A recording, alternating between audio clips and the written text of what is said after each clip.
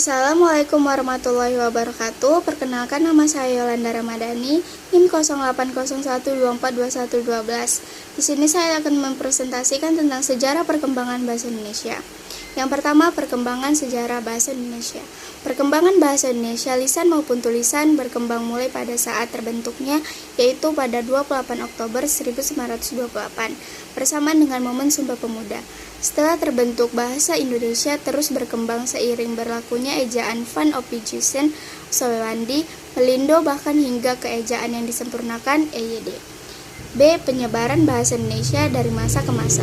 Yang pertama adalah periode pramodern.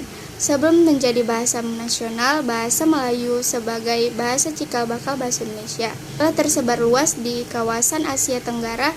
Bahasa ini digunakan sebagai bahasa perdagangan dan komunikasi antara suku di Nusantara.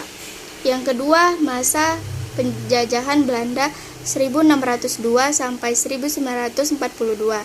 Belanda mempromosikan penggunaan bahasa Melayu sebagai bahasa administratif dan pendidikan di berbagai daerah. Pada saat ini, kosakata bahasa Belanda mulai memengaruhi bahasa Melayu.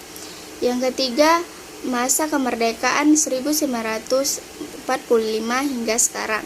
Penyebaran bahasa Indonesia pada masa ini melalui pendidikan, media massa, administratif pemerintahan, dan kebijakan bahasa. Yang terakhir, globalisasi dan teknologi tahun 2000-an hingga sekarang. Dengan kemajuan teknologi dan globalisasi, bahasa Indonesia semakin dikenal di luar negara.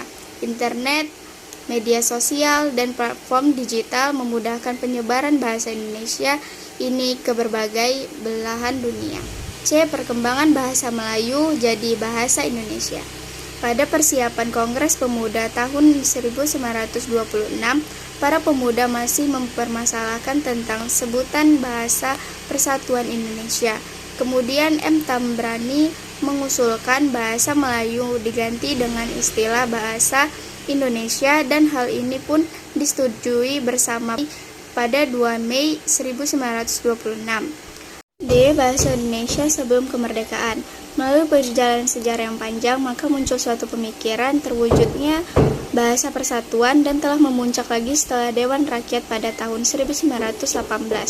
Berpikir tentang bahasa persatuan yang sangat diperlukan untuk komunikasi di kehidupan sehari-hari. Akhirnya dipilih bahasa Melayu dengan pertimbangan bahwa bahasa telah dipakai hampir sebagian rakyat Indonesia.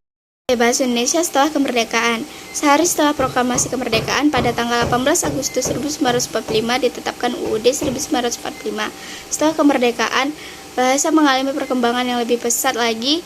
Pemerintah pun memberi perhatian dan perkembangan bahasa itu dengan membentuk Lembaga Pusat Bahasa Indonesia dan penyelenggara Kongres Bahasa Indonesia.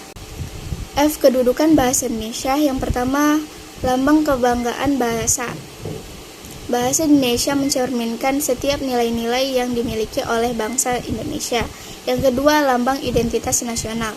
Bahasa Indonesia merupakan identitas ataupun jati diri dari orang-orang maupun penduduk Indonesia. Yang ketiga, alat perhubungan antar warga, antar daerah, dan antar budaya. Bahasa Indonesia menghadirkan segala aktivitas yang dapat menimbulkan kesalahpahaman di tengah masyarakat yang majemuk. Yang keempat, alat pemersatu suku, budaya, dan bahasanya. Bahasa Indonesia mempersatukan setiap suku-suku di Indonesia yang memiliki bahasa dan kebudayaan yang berbeda-beda.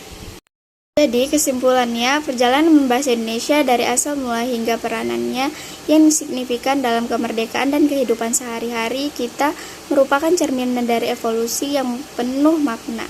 Dari akar bahasa Melayu yang sederhana, bahasa ini telah berkembang menjadi simbol persatuan dan identitas bangsa. Penyebaran bahasa Indonesia ini yang meluas dari masa ke masa menunjukkan betapa pentingnya bahasa dalam menjaga kohesi sosial dan budaya. Sekian dari presentasi saya. Wabillahi taufiq wal hidayah. Wassalamualaikum warahmatullahi wabarakatuh.